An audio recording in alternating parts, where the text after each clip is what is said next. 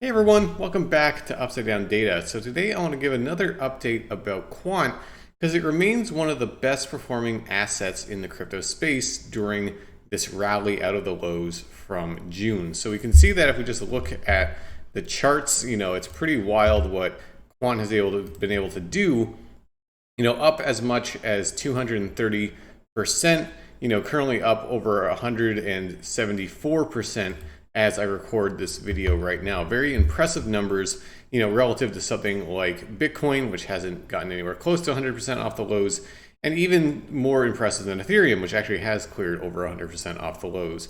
Quant was really one of the assets that led the charge during this run. So I want to just give an update. What are some of our models thinking about Quant's price action?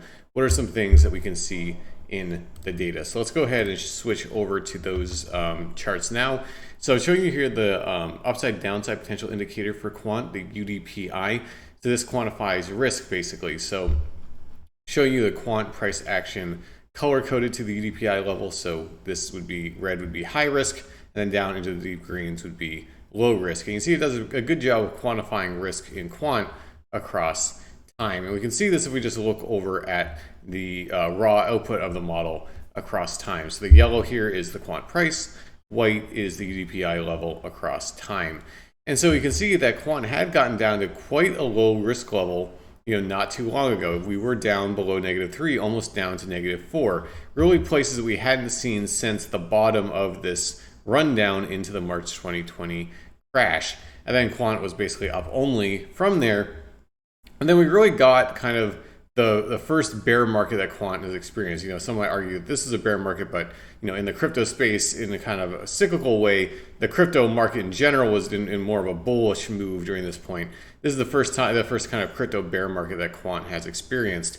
And so, risk cooled off quite a bit, or fell quite a bit.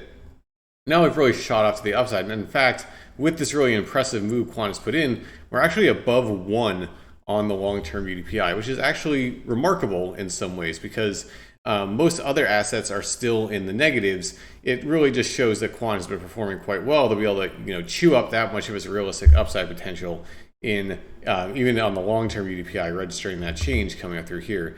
Now, of course, the question then we ask is, can that run continue, right? If we're already up currently 174% off the lows, but over 200% at the top of this local rally here.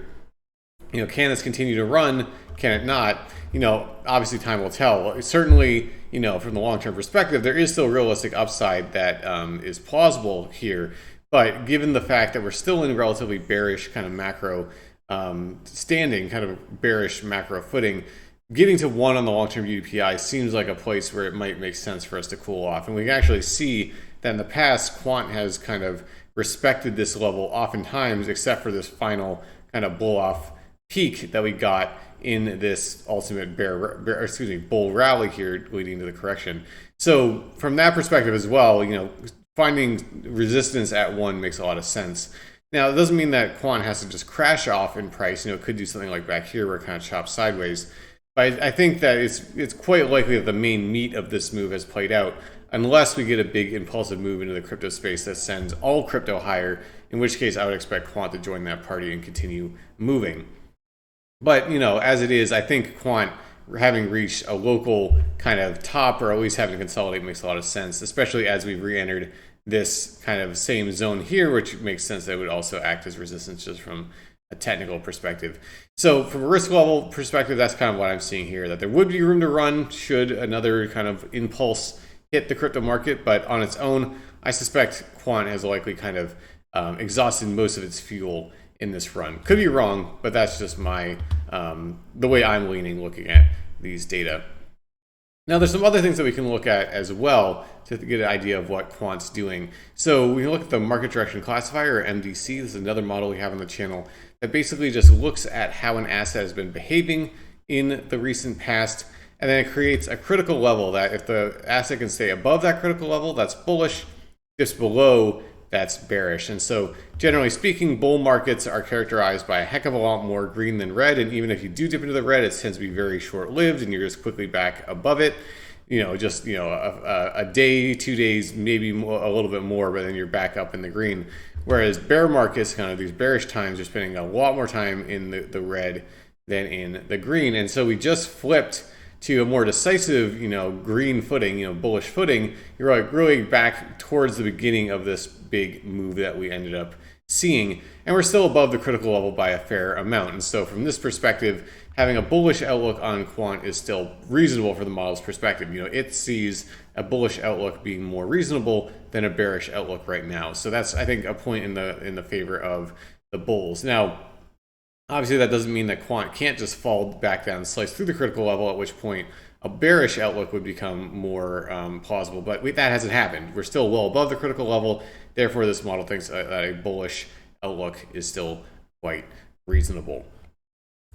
Now, another model that we can look at that I think is actually pretty interesting for quant is the MBI, the momentum bias indicator. So this is an indicator that quantifies momentum in an asset. So basically, the higher the value, the more kind of positive momentum bias you have. And it's called momentum bias because the idea is that if you're in the green, that means that the momentum is very kind of on the side of positive. So any kind of moves to the downside are quickly reversed, quickly bought up, and price just keeps going up.